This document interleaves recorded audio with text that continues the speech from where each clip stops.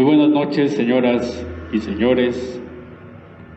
El día de hoy aquí en el Punto Creativo tendremos la transmisión en vivo de la narración de leyendas de los barrios de San Cristóbal. La crónica habla por San Cristóbal de las Casas, Chiapas, escrita por el cronista vitalicio Rafael Narváez Liébano. Este es un excelente libro que fue publicado y escrito por el maestro Rafael Narváez Liébano y sirve también como homenaje a la trayectoria y el gran ha reflejado en el amor hacia nuestra hermosa ciudad. Esperamos que logremos el objetivo, que es hacerle pasar una tarde-noche muy agradable. Damos inicio entonces con la narración de leyendas de los barrios de San Cristóbal. Comenzaremos con la leyenda del mártir San Cristóbal. San Cristóbal era un señor alto y robusto, con una pujanza increíble.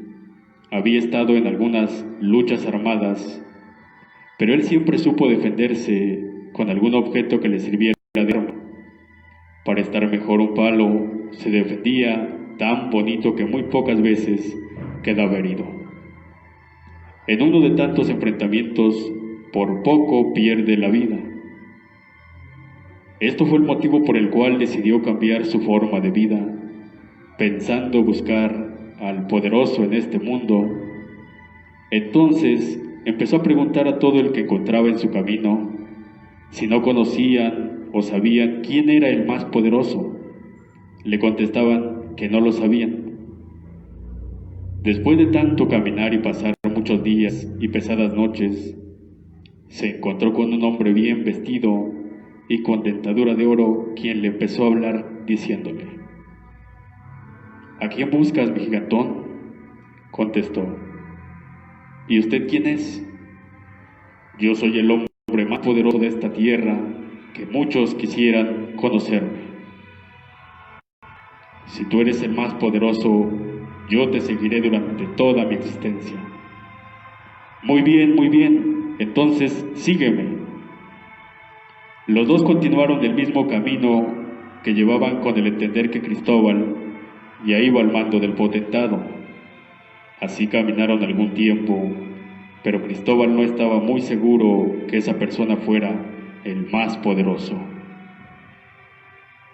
Un día de tantos, ya casi al anochecer, en el camino encontraron una cruz que estaba sembrada a la orilla del sendero por donde ellos debían de pasar. Allí no paso, dijo el rico. ¿Por qué no quieres seguir adelante? ¿Que no miras eso que ahí está? Si es nada más una cruz. Sí, pero yo no sigo esta senda. Entonces el dueño de esta cruz es el más poderoso. Yo no sigo contigo, lo voy a buscar. Siguió camino adelante por mucho tiempo más, hasta que una gloriosa mañana llegó a la orilla de un río. ¡Qué sorpresa la de él! Que allí se encontraba un niñito jugando con la arena. ¿Qué haces, niñito?, le dijo.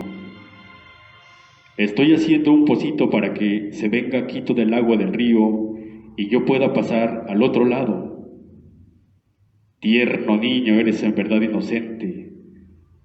¿Cómo va a caber todo el agua del río en un pocito? Ven, te voy a pasar cargando al otro lado.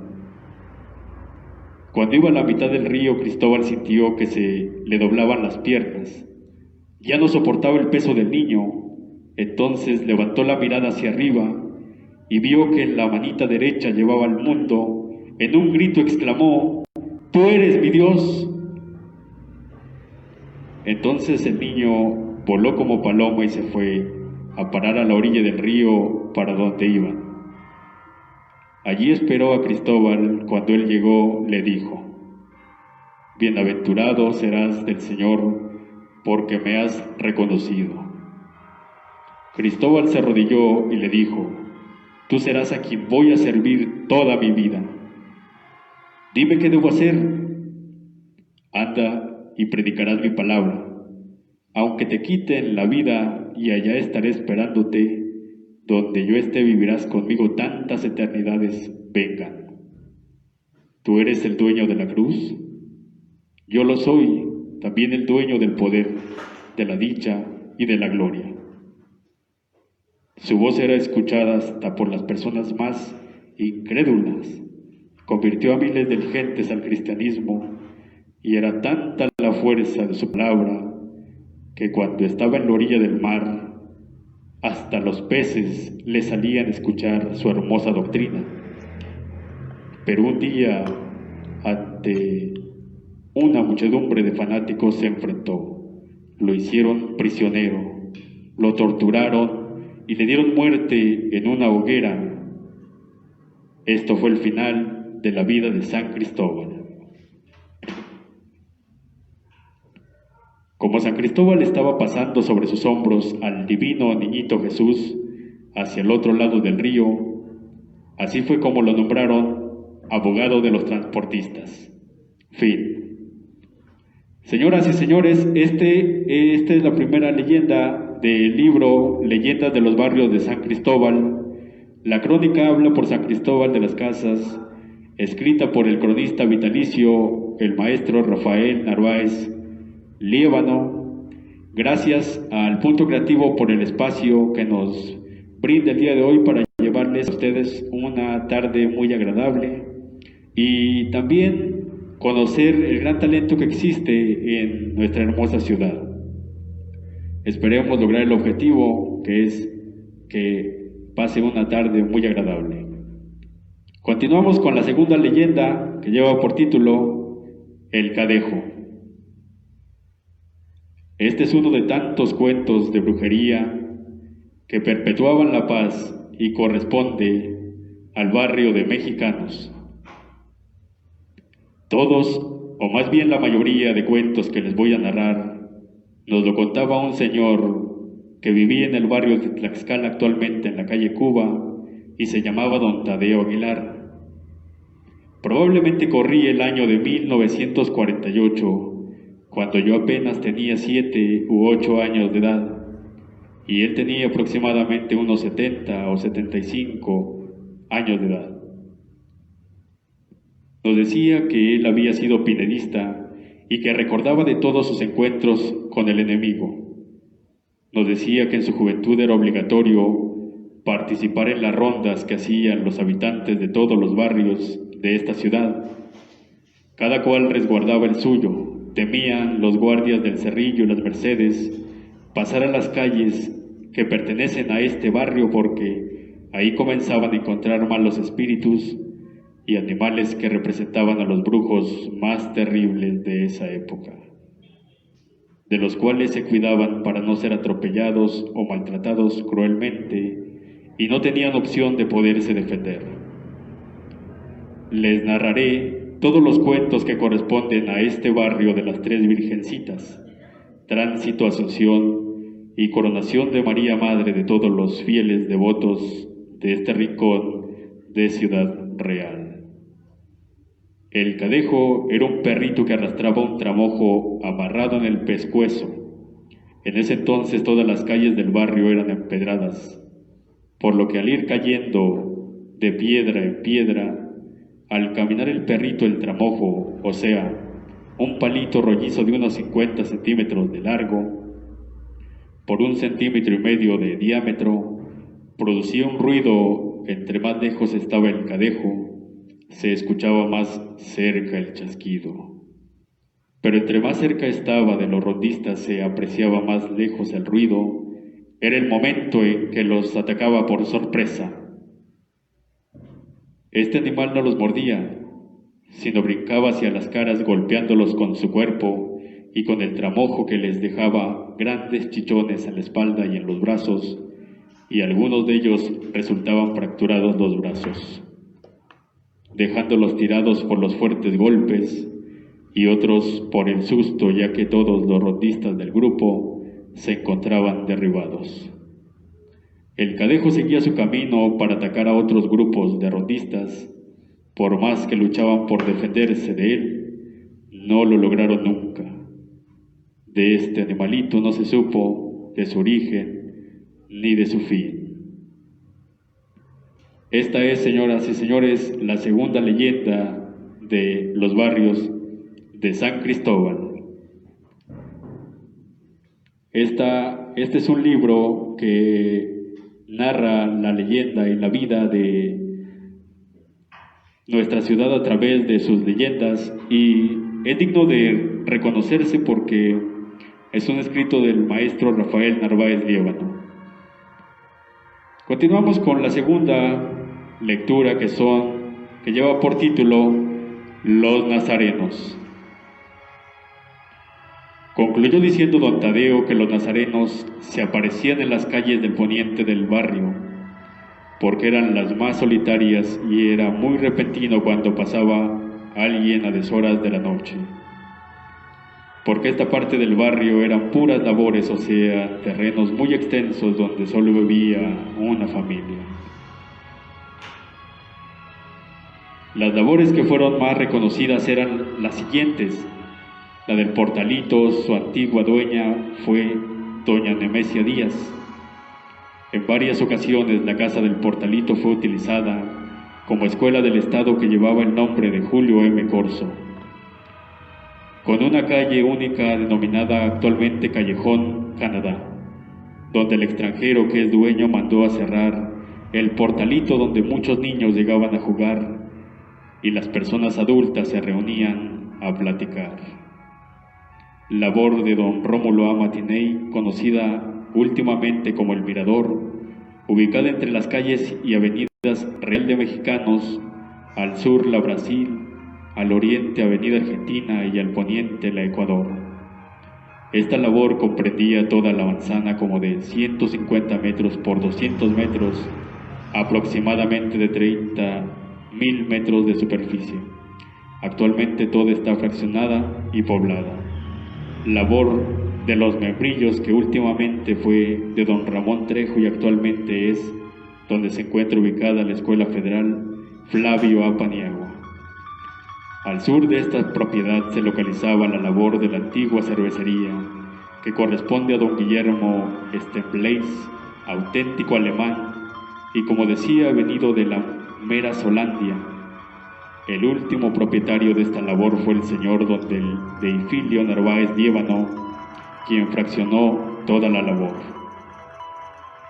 Pues en estos lugares y calles es donde se aparecían los nazarenos. Ellos no hacían maldad alguna, solamente aterrorizaban a las personas que los encontraban.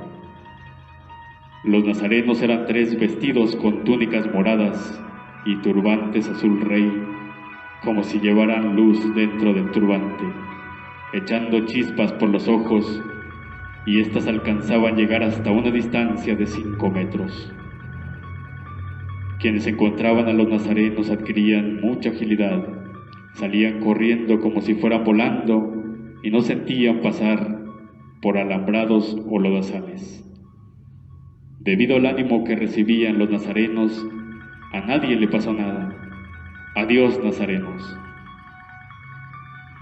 Continuamos, señoras y señores, aquí en el Punto Creativo, en la transmisión en vivo de la narración de leyendas de los barrios de San Cristóbal. La siguiente leyenda lleva por título El Descabezado. Es otro cuento más de este embrujado barrio de mexicanos. Donde se aparecía más el descabezado eran las labores mencionadas en el cuento de los nazarenos, pero también se solía aparecer en las calles cercanas al templo de la Asunción y en la calle Lázaro Cárdenas. Es la que conduce del templo de Santo Domingo de Guzmán a la cabaña antes Igni. El descabezado era un bulto en forma de hombre vestido con camisa y pantalón blancos. Sin poderle distinguir la cabeza, a muchas personas se les apareció. Fue al empezar a entrar la noche, es por lo que se daban cuenta que no tenía cabeza.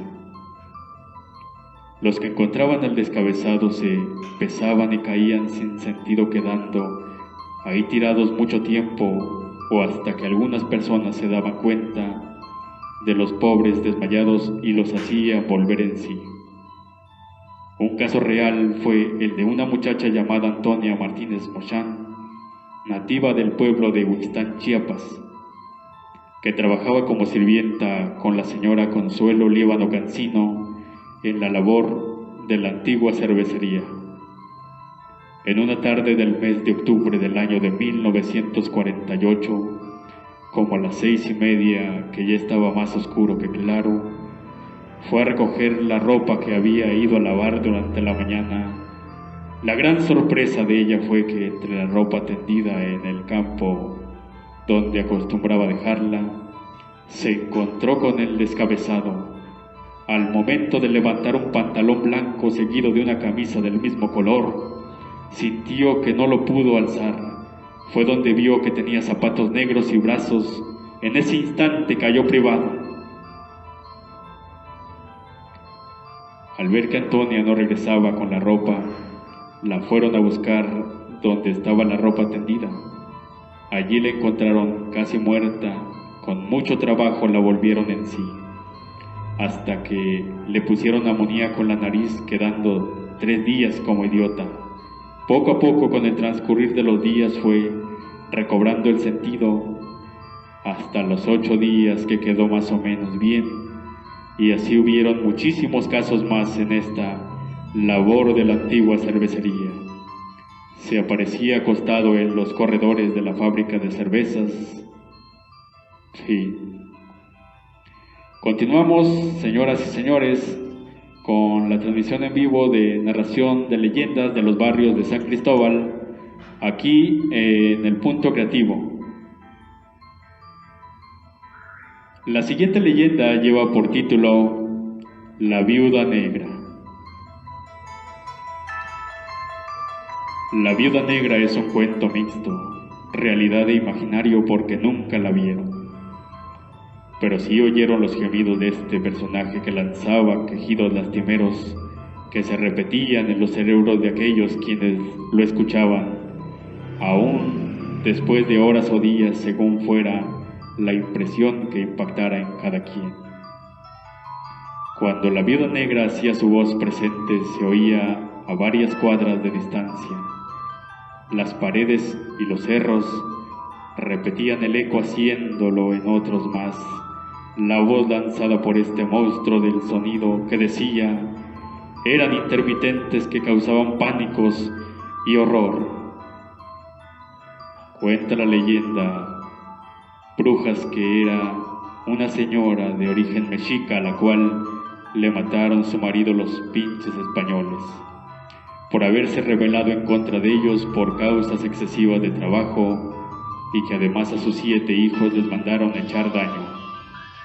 2 murieron en forma de sapo, 3 convertidos en iguana y los otros 2 transformados en sabenes o comadrejas. Horribles muertes y desesperación para la infortunada madre. A esto debía la gran tristeza que reflejaba en sus lamentos al verse sola y desamparada en este mundo ingrato que a todos trata por igual. Por causa de pensar mucho, pronto murió después de sus hijos. Pero si su espíritu quedó vagando en los campos y lugares solitarios, buscando a sus hijitos y a su marido.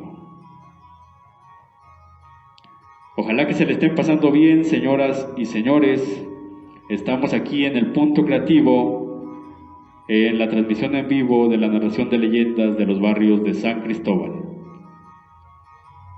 La siguiente leyenda lleva por título El Negrito Montacaballos. El Negrito Montacaballos no es el llamado negro cimarrón. Este personaje es de una estatura normal a cualquier ser humano, y según las personas que lo vieron, usaba un sombrero de ala muy ancha de color negro y hecho o tejido de cerda de caballos, y montaba caballos de cualquier color. Mientras que el Negrito Montacaballos no usó sombrero, tenía una estatura de aproximadamente 75 centímetros y solamente montaba caballos melados, o sea, blancos, para que se distinguiera por su pequeña estatura. El negrito tenía alas para poder subirse a los caballos y les trenzaba la crin para que le sirviera de estribos. Cuando no estaba poblado el campo de la isla, lo daban rentado para pastar caballos. Como era tan extenso, ahí alimentaban cientos de animales. Para el negrito era un lugar propicio para estarlos montando todas las noches de primavera y verano. En invierno es muy raras ocasiones se escuchaban las carrerizas de los pobres cuadrúpedos.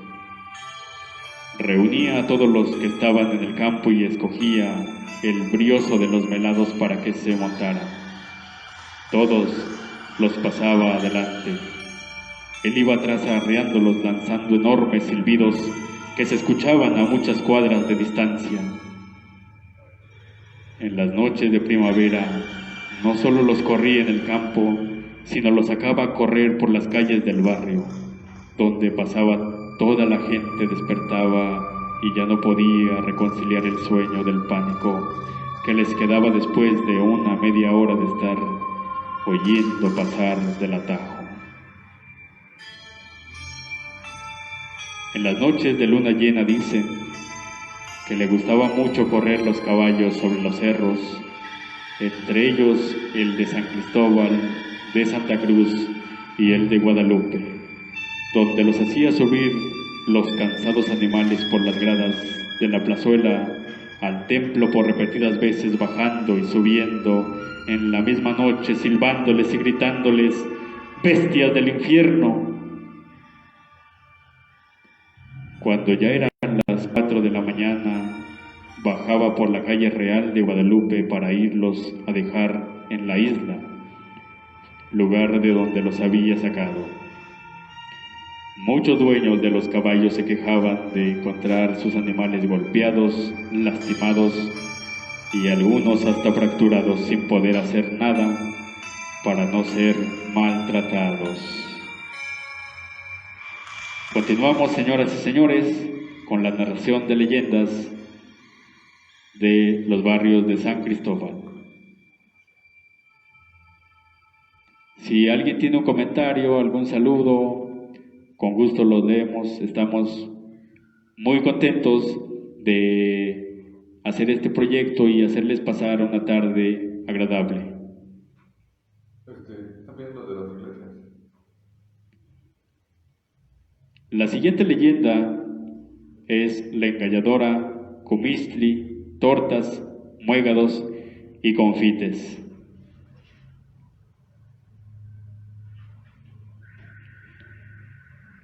Este cuento no es de don Tadeo, me lo contó la difunta, mi madrecita de Dios, la tenga en el cielo. De sus papás vivían en el pueblo de Huixtán, y que en el año de 1998 ellos eran novios. En una de tantas veces que vino a esta ciudad, mi abuelo Martín Avelino Liébano Nájera fue a rezar al templo de Santo Domingo, y que al salir de la iglesia se encontró con su novia Guadalupe Cancino. Inmediatamente le dijo: ¿qué haces aquí si te quedaste en el pueblo? Tú no hables, sígueme. No se dejaba alcanzar por don Martín. Espérame, ¿dónde vas? Tú me sigues, que tenemos mucho que hacer y que decirte. Caminaron toda la real de mexicanos y llegaron hasta el puente donde empieza la calzada de Tlaxcala. En esto ya se había hecho noche, totalmente oscura, y empezaba a caer gruesas gotas de agua. Dijo don Martín: ya, Guadalupe, regresemos al centro. ¿Para dónde me llevas? ¿Qué no ves que aquí ya es Tlaxcala? Esto estaba diciendo cuando sintió que su cabeza daba vueltas y vueltas. Fue el momento en que perdió la noción del tiempo y lugar. La siguió por toda la calzada y su novia le daba tortas de pan, muégados y confites para que los comiera en ese momento.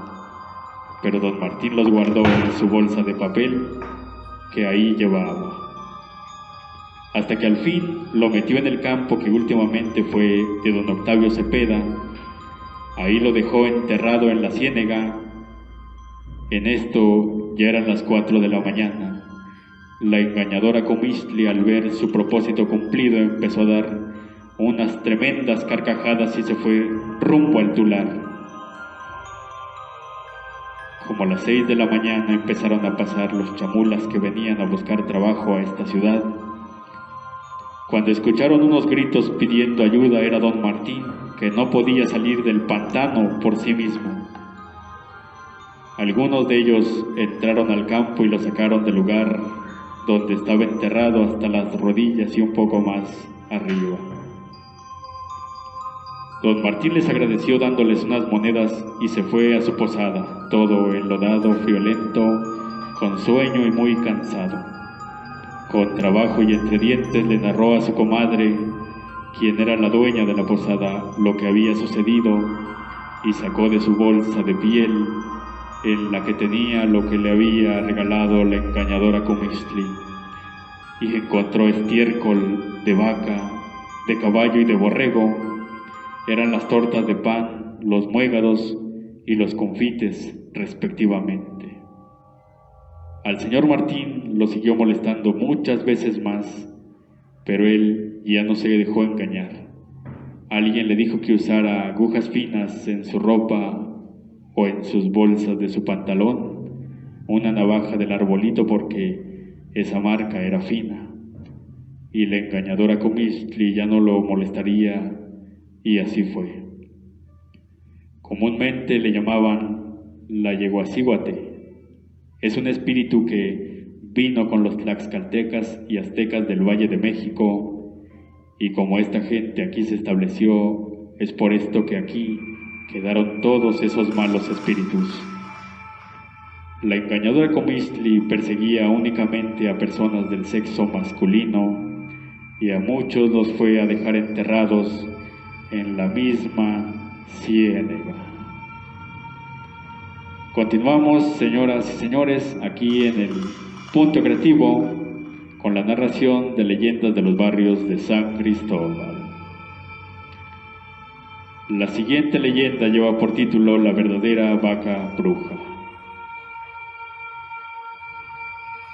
De este cuento se ha hablado mucho, que casi todos los de esta ciudad lo saben, y que muchos amantes de las letras han escrito lo muy poco que les ha contado. La vaca bruja era la más temida por los habitantes, no solo de este barrio, sino por todos los de esta ciudad coleta, ya que era malvada y revolcaba todo el que se le ponía en su camino. Salía a las calles a espantar a la gente en las noches más oscuras, frías o lluviosas. A quienes encontraba les daba unas tremendas revolquizas que los dejaba casi muertos, además de que los dejaba envueltos en vareta. Pero esto no era estiércol de vaca, sino excremento de gente. Los rondistas habían sufrido varias corridas y revolquizas de este animal tan ágil y peligroso que nadie lo había podido lazar. Después de muchísimos intentos de capturarla, cansados los habitantes del barrio se pusieron de acuerdo para lazar a la vaca bruja, pero ni así pudieron, porque se fue al barrio del Cerrillo. Por 8 noches lo del Cerrillo. Luego se organizaron entonces.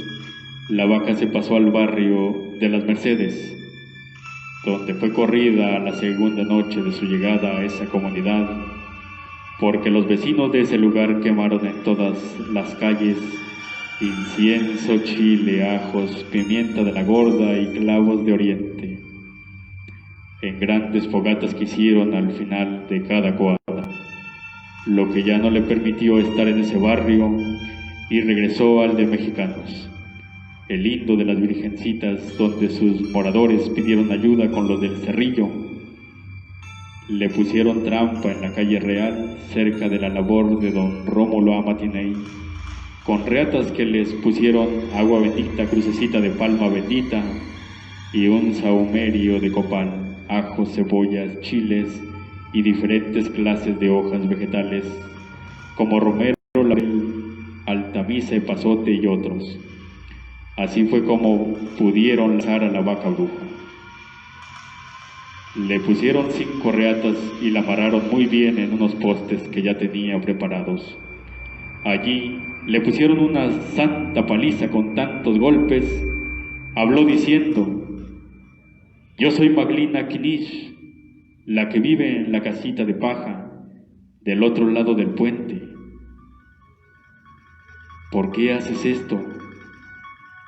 Porque fue una consigna que me dejó el difunto, mi marido, en venganza de lo mal que lo trataron los españoles en el trabajo y de aquellas tundas que le dieron con látigo. Cuando fue llegando un becerro todo triste, tiró la piel que traía en la espalda. Allí apareció un niño como de 9 años de edad. Era el hijito de Maglina, que se llamaba Capilbo Catmo. Maglina se ponía una piel de vaca en la espalda. Era de raza auténtica tlaxcalteca. Vivía en una casita de paja y de madera, o sea, tablitas rústicas. A los 2 meses que la capturaron, de pena y vergüenza, murió. El niño no se supo qué rumbo tomó. Continuamos, amigas y amigos, esperamos que se le estén pasando muy bien desde donde se encuentren. Estamos aquí en el Punto Creativo, en la narración de leyendas de los barrios de San Cristóbal. Es un libro escrito por el maestro, el cronista vitalicio Rafael Narváez Liévano. La siguiente leyenda lleva por título Los Pochlomes. El Cerro de la Hormiga fue escenario de las reuniones de cuantos brujos hayan existido en el florido valle san cristobalense. Aquí fue cuna de grandes y famosos hierberos, curanderos y brujos. En las noches despejadas se veían reunidos los brujos en forma de bolas de fuego. Pochlom quiere decir brujo transformado. Estos se clasificaban en 3 grupos: los que solo curaban o pochlomes buenos, los que ponían el mal o pochlomes malos, y los que sabían curar y poner el mal, pochlomes medios o mixtos. Estos últimos existían muy poco, se contaban con los dedos de una mano. Cuando los brujos buenos hacían sus reuniones, es que estaban celebrando algún acontecimiento del grupo o cumpleaños de alguien de ellos. Se miraban desde 4 y hasta 10 o más bolas de fuego que estaban como danzando. Se cruzaban de un lado a otro y en ocasiones se movían con bastante rapidez y tardaban hasta 2 horas haciendo diferentes cambios. Cuando era para disputarse a un enfermo, entonces eran nada más 2 luces que brincaban ágilmente por cualquier lado y de repente se fundían en una sola bola de fuego, haciéndose más grande. Si ganaba el que estaba curando, el enfermo sanaba, pero si perdía, el enfermo moría. Si la reunión era de brujos malos, las luces casi no se movían, haciendo muy pocos cambios, y no eran muchas luces, no más de 4. Los brujos medios no se reunían, solamente subían a la cumbre del Cerro de la Hormiga cuando tenían que disputarse un enfermo, fuera por curación o por defender su hechicería. Continuamos, amigas y amigos, aquí en el Punto Creativo. La siguiente leyenda lleva por título El Caballo Descornado. Es una leyenda de Cuxtitali. Hasta allá arriba, donde está el puente del Peje de Oro, existió un molino para trigo, pues allí especialmente era donde salía todas las noches un caballo raro. Además de las orejas se podía ver un cuerno y al parecer el otro cuerno estaba quebrado.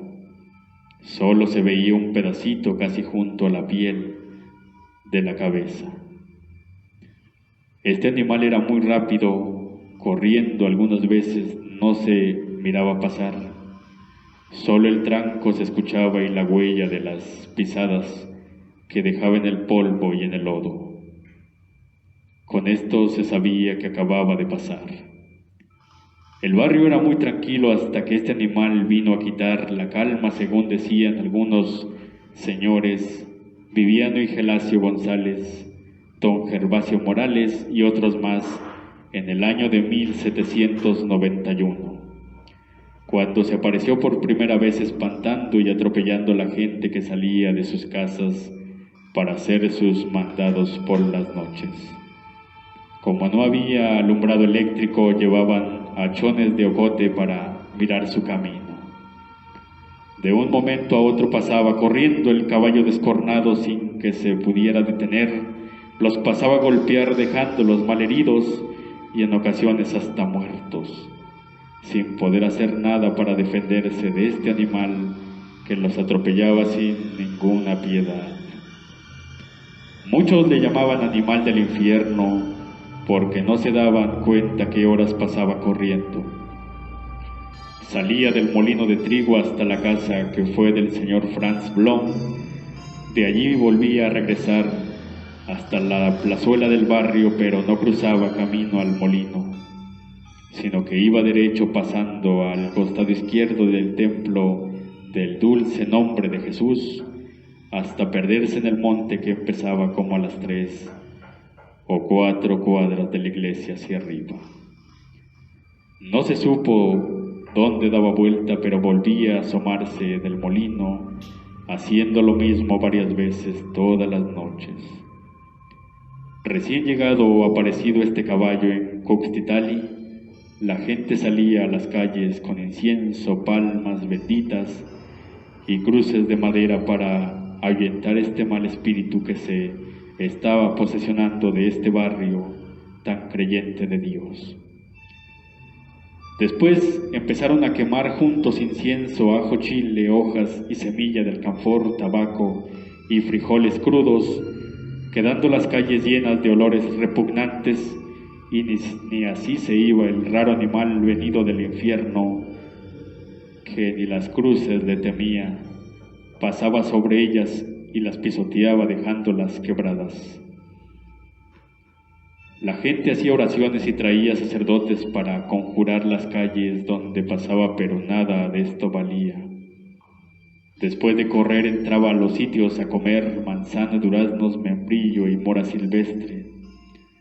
Doña Gavina un día en el año de 1816 se encontraba repasando en su memoria todas aquellas personas que han muerto de este barrio, atropellados por el animal del infierno, hermano de Satanás y creación de las tinieblas.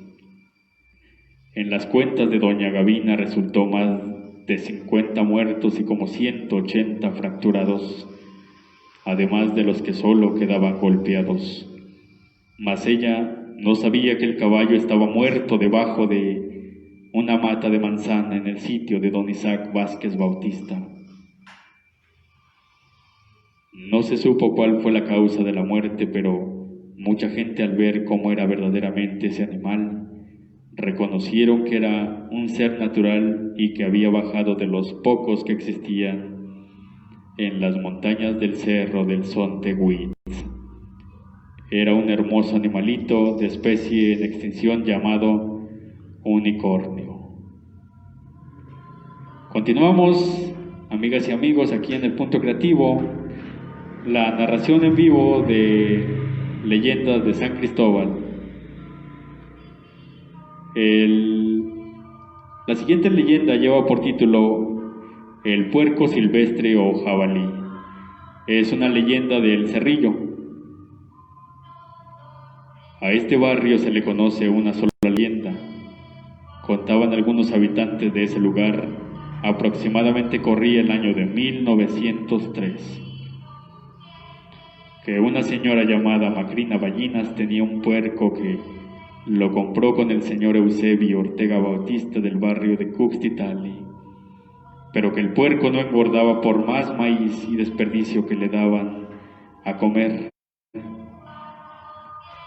El puerco salía a las calles todas las noches para espantar a la gente que encontraba.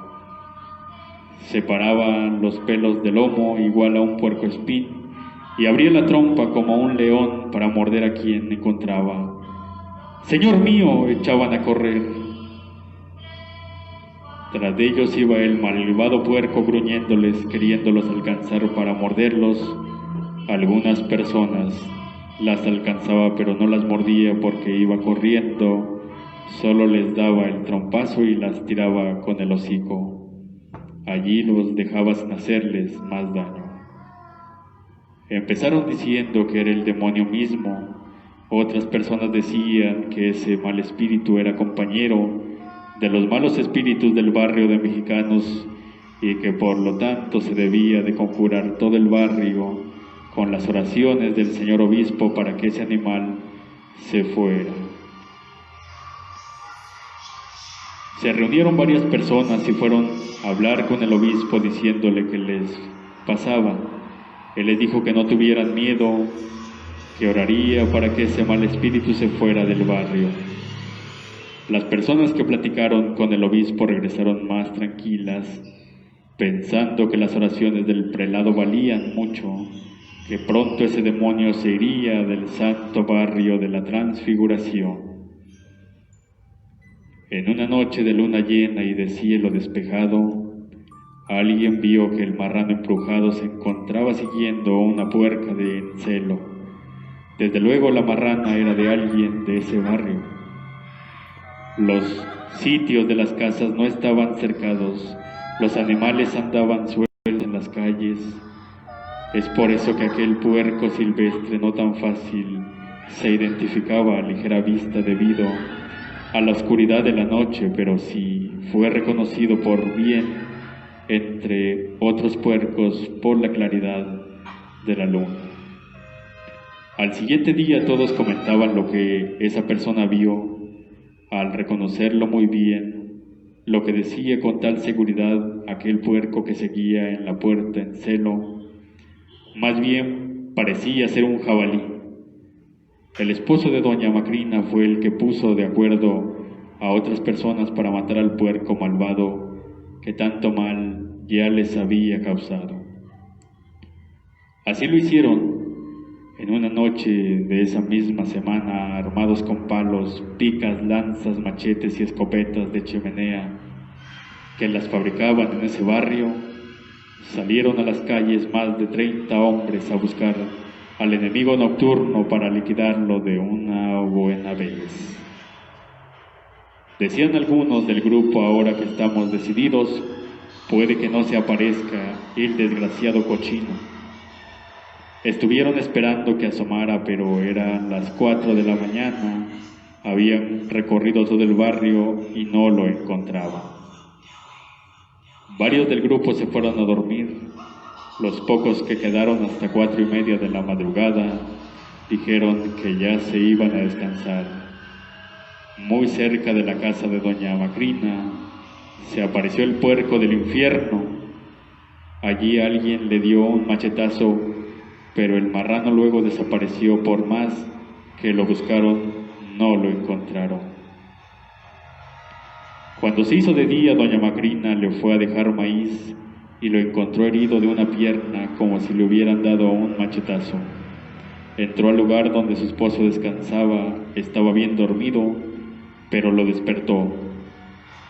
«Mira, Clemente, el marrano». Alguien le dio un machetazo en la pierna derecha y no se puede parar. Ni modos, este es el que anda espantando a toda la gente de nuestro barrio. Se levantó don Clemente cansado, soñoliento, afiló los cuchillos entre él y sus 2 hijos, mataron al cerdo y lo compusieron. Al estar comiendo la carne se dieron cuenta que el sabor era diferente a la de puerco, pues la verdad es que era jabalí. de los que se adherían a las manadas de puercos que traían de la selva. Fin. Pues señoras y señores, espero que se le estén pasando muy bien. Si tienen comentarios, con gusto los leemos.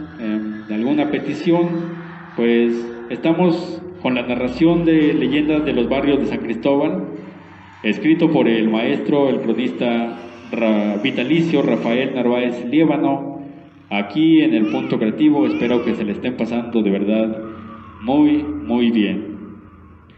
La siguiente leyenda lleva por título el guajolote emplumado. Es una leyenda de las Piedrecitas.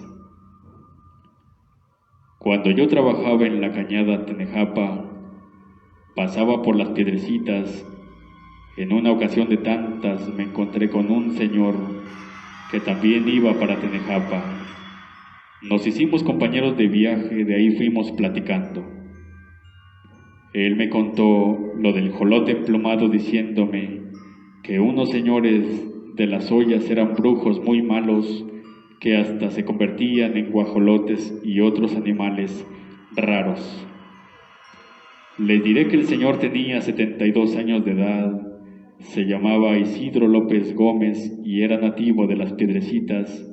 Él me dijo: transcurría los años de 1890 a 1891, cuando existió un señor que su esposa lo transformaba en guajolote y lo llevaba cargando las Piedrecitas para venderlo allí. Mucha gente estuvo cayendo en ese engaño. Quienes lo compraban por las noches lo dejaban amarrado dentro de algún corral. Al día siguiente no lo encontraban, porque a las 12 de la noche terminaba el hechizo. El hombre regresaba a su casa. Ahí se estaba con su esposa hasta que terminaba el dinero que les daban por la compra del jolote emplumado. La señora María Patistán volvía a convertir a su marido y se lo llevaba nuevamente a la gente de las Piedrecitas, porque era el poblado que le quedaba más cerca. Así lo estuvo haciendo por mucho tiempo, hasta que en una ocasión la señora que lo compró no tenía dónde dejarlo por la noche, entonces decidió amarrar la pata de su cama. Todos se quedaron dormidos. El guajolote brincó hacia arriba de la cama. Allí se quedó dormido sin despertar a las 12 de la noche. Cuando de repente sintió una patada, despertó rápidamente, se desató el pie, abrió la puerta y salió corriendo. Despertaron todos, encendieron velas y dijeron: ¿qué pasó? ¿Que no está el jolote? Una muchacha dijo: yo sentí con mis pies que era un hombre el que estaba durmiendo. Pronto se dieron cuenta que la puerta estaba abierta. La señora gritó: aquí se fue ese desgraciado brujo, ladrón, sinvergüenza, que se hace pasar por jolote. Al día siguiente empezaron a contar a toda la gente lo que había vivido la noche anterior. Así sacaron conclusiones que era el mismo jolote. Al segundo día de este suceso, el señor que le hacía de guajolote fue a buscar trabajo en las Piedrecitas para saber qué se decía de tal historia. Escuchó las maldiciones que le echaban, los deseos que tenían de verlo muerto, y querían saber quién era para hacerlo devolver todo el dinero que se habían llevado en tantas veces que había sido vendido. Regresó a su casa, le contó todo a su mujer. Así pasaron varios meses, pero cuando la necesidad les apretó, volvieron a hacer lo mismo.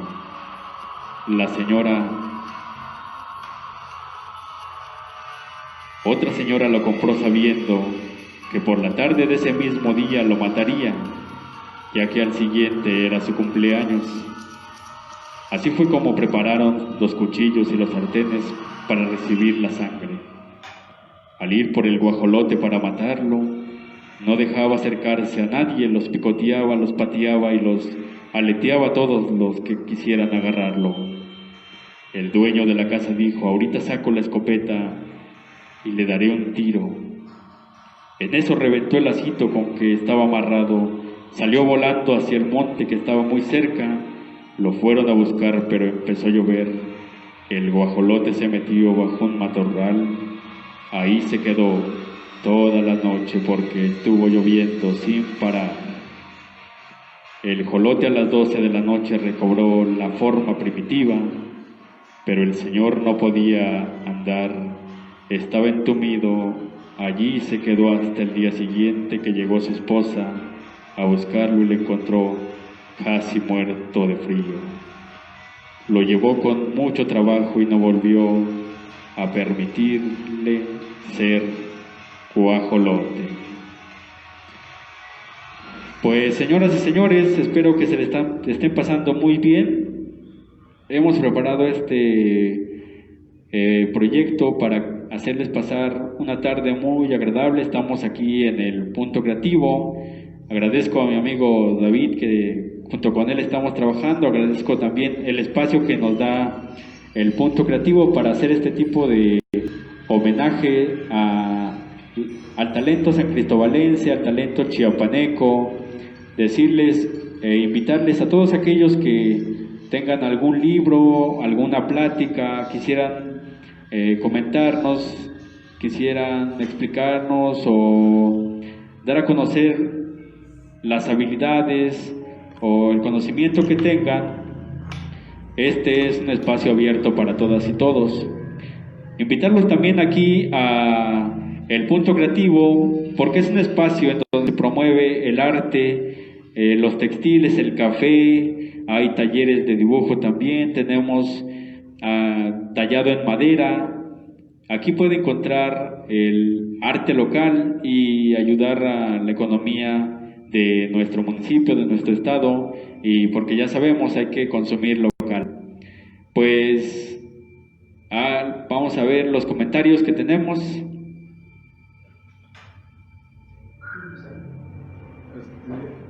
Saludos de Marco Antonio. Marco Antonio, saludos. El cuento o leyenda de los túneles que conectan a las iglesias.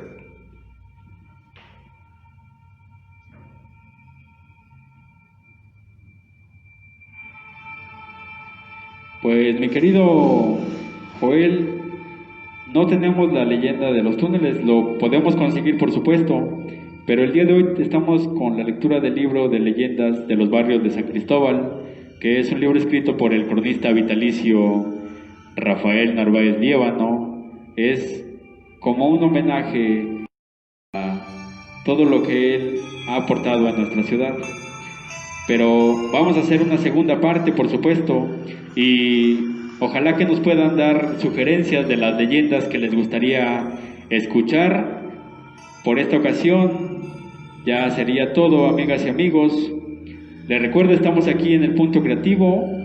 Invitarlos a que se den una vuelta. Estamos en la Almolonga número 8, entre José Felipe Flores y Francisco y Madero. Aquí pueden encontrar, como les decía, talleres también, si están interesados en talleres de dibujo o talleres de tallado en madera, también los pueden encontrar con artistas sancristobalenses, mucho talento.